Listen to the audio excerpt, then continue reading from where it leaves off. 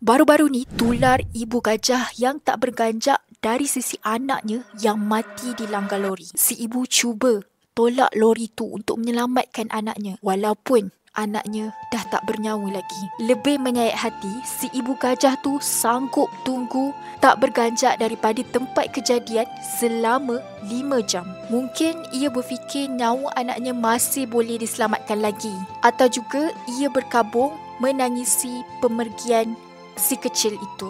Ia cuma seekor haiwan, tapi hatinya seolah-olah faham erti cinta, setia dan kehilangan seperti manusia.